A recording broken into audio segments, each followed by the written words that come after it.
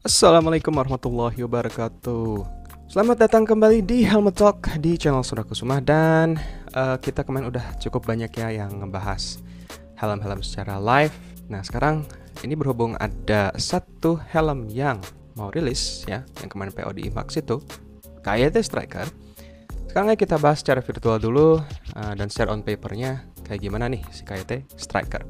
Oke, sebelum kita mulai, jangan lupa untuk klik like, subscribe, dan share juga buat teman-teman yang sekiranya punya kawan gitu ya yang tertarik sama KYT Striker ini. Dan semoga teman-teman sehat selalu. Dan kita mulai sekarang. KYT Striker. Nah, pasti teman-teman udah sering juga lihat ya di sosial media. Misalkan kalian search si KYT Striker ini pasti bakal sering muncul juga ya di feed kalian. Nah pasti udah tahu bentukannya dari video-video, dari short gue juga kan udah gue liatin. Nah kita ini bahas secara on papernya. Oke, jadi info yang bisa kita dapat dari official KYT-nya dan yang kemarin dari IMHAX juga. Yang pertama, dia udah bahannya up to date ya, Advanced Thermoplastic Shell. Oke, dimana shellnya dia sebenarnya cuma satu ya. Nah, jadi nggak two shell size. Oke, tapi untuk IPSS-nya dia tetap 2 ya, untuk mengakomodasi sizing XS sampai XXL dia. Oke, jadi untuk bahan sebenarnya dia sama kayak TT Course, bahkan sampai R2R sekalipun. Nah, untuk ventilasinya ini salah satu yang ya gua suka ya. Gue jujur suka helm yang ventilasinya banyak gitu ya, walaupun ada kecenderungan berisik ya, tapi ya itu bikin kepala adem. Dan di sini di KYT Striker ini dia ada total 6 ventilasi udara ya. Oke, untuk bagian depan kayak di sini ada mouth fan, oke, atau di sini bahasa dari KYT-nya chin fans ya. Oke, terus kita ada front fans yang di atas ini, dan kita ada top fan, ada 2. Nah, dimana kalau untuk chin fans ini bentuknya beda dari yang lain ya. Ini baru ya secara desain. Kalau untuk front fan-nya dia kurang lebih mirip sama TT Course, tapi ada perbedaan dari bentuk sih ya. Nah, jadi bisa dibilang ini juga dia baru ya. Terus kita juga ada si top fan-nya yang dimana dari sistem slide-nya itu dari NFR ya. Oke. Tapi dari bentuk si top fan-nya ini entah kenapa gue jadi ingat HJC Arva 11 nih. Si bentukannya ini. Nah, selain itu kita pasti ya helm modern ini nggak jauh-jauh dari spoiler. Ada spoilernya juga, dimana di spoiler itu ada 2 rear extractor fans atau ventilasi keluarnya. Nah, untuk visornya, nah ini mungkin untuk di harga si KYT Striker ini lumayan worth it ya untuk visornya, karena si visornya ini udah optical class 1 dan udah pin lock ready ya, Max Vision 70. Dan kemarin gua tanya ya, sebenarnya si visornya ini dia sama kayak NFR. Jadi misalkan teman-teman ngangkut si KYT Striker ini nggak usah nunggu lama, kayak bisa langsung ya tinggal beli si visor NFR, misalkan darknya atau iridiumnya tinggal pasang. Dan yang pasti ya favorit orang Indonesia yaitu double D-ring retention untuk penguncian si helmnya. Kita lihat ke belakang. Di belakang ini, nah ini kan kelihatan ya.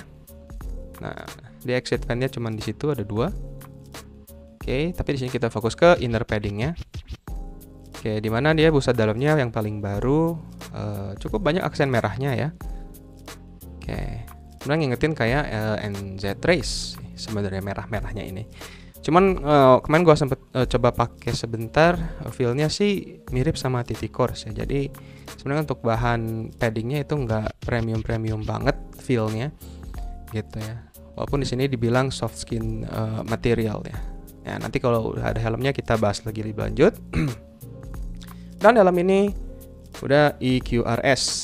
Jadi misalkan in case of emergency kita bisa lepas si apa namanya si paddingnya, jadi bisa ngelepas helmnya lebih gampang in case of emergency. Nah, ini udah standar sih ya untuk helm-helm modern ini. Bahkan helm-helm di merek-merek sebelah pun pasti udah banyak yang pasang EQRS. Dan of course ya, intercom slot ready. Karena siapa sih sekarang yang terutama ya yang hobi motoran gitu ya, pasti ada kecenderungan untuk pakai intercom biar nggak bosan pas di jalan. Oke, nah itu si KYT Striker. Sekarang kita coba ya compare sekilas lah ya, si Striker ini sama helm yang ada di range 11-12 sama si Striker, yaitu Titicore sama Falcon. Walaupun sebenarnya untuk price range di sini paling mahal si Titicore. Oke, ini langsung aja. Oke, nggak usah basa-basi. Nah, di sini bobotnya udah gue tandain. Yang mana yang paling ringan? Ya, yang paling ringan itu Titicore. Dia di 1450 plus minus 50 gram. Dan yang paling berat itu Falcon, karena dia double visor ya. Ya, dia nyentrik sendiri lah di price range ini. Ya, si Striker dia ada di tengah-tengah 1500 plus 50 gram. Oke. Tapi dengan catatan ya, bobot aslinya itu ini bobot tengah-tengah nih, biasanya di ukuran M atau L. Kalau nggak salah sih di L ya. Tapi misalkan dia di sizing yang kecil gitu ya, ada kemungkinan dia lebih rendah ya, lebih ringan. Kalau misalkan sizing gede ada kemungkinan lebih berat gitu, karena ya tergantung size kan, ketebalan dari si inner padding juga dia pasti beda bobotnya. Nah, tapi kalau misalkan berdasarkan on papernya, Striker ini ada di tengah-tengah di 1550, berarti ya sebenarnya 1600, hampir di 1600 gram ya. Ya pokoknya ini tipis-tipis sih perbedaannya, beda 100 gitu ya. Oke, untuk material sama semua, ADT, retention di ring semua. Oke, nah untuk ventilasi di sini bisa kita lihat sebenarnya Striker itu ya kurang lebih mirip Titicore ya, walaupun si Titicore ini dia jauh lebih banyak exit fan-nya. Oke, karena kalau Titicore itu kan ada exit fan yang di samping kiri kanan. Oke, dan di bawah si spoilernya itu ada 2 juga. Oke, correct me if I'm wrong ya. Oke, gua ada helmnya tapi mager ngeliat. Oke, dan mungkin teman-teman yang punya Falcon FR, gua nggak punya nih Falcon FR, boleh dikoreksi juga ya. Misalkan ternyata exit fan-nya lebih ya, tapi kalau nggak sepengetahuan gua itu ada 3 exit fan-nya. Oke, terus untuk shell size, nah ini. Jadi untuk shell size ya si Striker dia cuma satu kayak Falcon ya. Oke, ini sama persis untuk spesifikasi shell size sama IPS-nya. Nah, di sini bisa dibilang yang lebih lengkap itu Titicore ya. Dia ukuran shell-nya ada 2. Oke, ukuran IPS-nya ada 2. Jadi bisa dibilang lebih akurat ya untuk sizing si Titicore ini. Dan pasti ya di range yang lebih tingginya sih. Gitu. Nah, ini ada di price range. Nah, Striker price range 730.000 untuk yang polosan dan 830.000 untuk motif yang umum ya, motif KYT, original KYT. Nah, tapi kayaknya untuk motif pembalap nanti pasti mungkin di 900 atau sejutaan sih. Nah, jadi sebenarnya untuk price range-nya ini persis kayak NHK Mark I ya, di Striker ini. Ya, untuk Titicore, nah udah tahu ya. Ingat ya, ini bukan price second ya, jadi tolong perhatiannya. Ini price barunya. Oke, dan bukan price diskon. Oke. Nah, setahu gue sekarang di Bandung Helmet Gallery lagi diskon gede-gedean tuh Titicore tuh, mulai dari 900.000. Gas, guys, gas. Oke, untuk Falcon sendiri, nah ini Falcon yang range-nya dia 11-12 sama si Striker ya, di 754.000 sampai 812.000. Dan ini harga offline ya. Oke, misalkan harga online, oke mungkin ada yang lebih mahal, ada yang lebih murah, tergantung teman-teman ke toko yang mana. Oke, dan terakhir untuk episode ini kita lihat secara fitur ketiga helm ini. Bisa dibilang Striker ini paling lengkap ya, walaupun ya di sini fitur yang kita bandingin adalah intercom ready, apakah dia intercom ready, QRS, removable padding, glasses fit, sun visor, sama pin lock ready.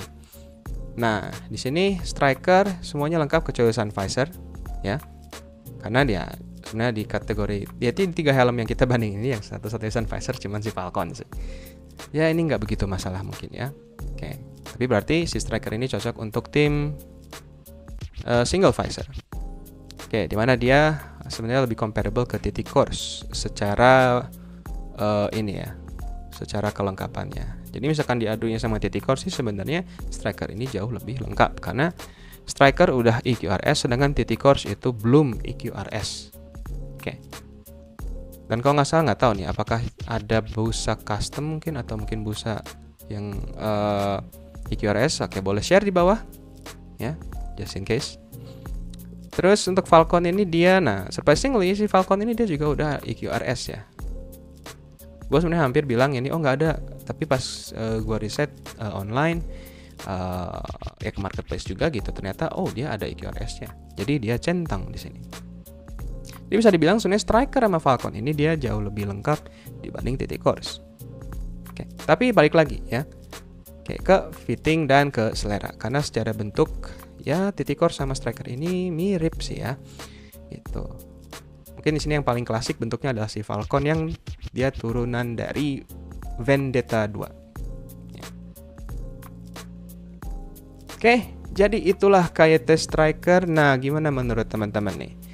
Tertarik beli? Nah, boleh share di komen kenapa misalkan kalian mau ngangkut ini dan kenapa enggak. Dan misalkan enggak, kalian mau ngangkut helm apa sih tahun ini? Dan ingat buat share juga ke teman-teman kalian yang kepo sama KYT Striker. Dan gue butuh bantuan kalian nih. Ini menurut teman-teman kira-kira si Striker ini compare sama helm apa lagi nih? Tadi kan udah sesama helm KYT ya. Gue tahu sih ada beberapa helm yang di range yang sama. Nah, boleh spill dan share menurut kalian si Striker ini compare sama helm apa lagi. Jadi sekian untuk episode kali ini di Helmet Talk ngebahas KYT Striker.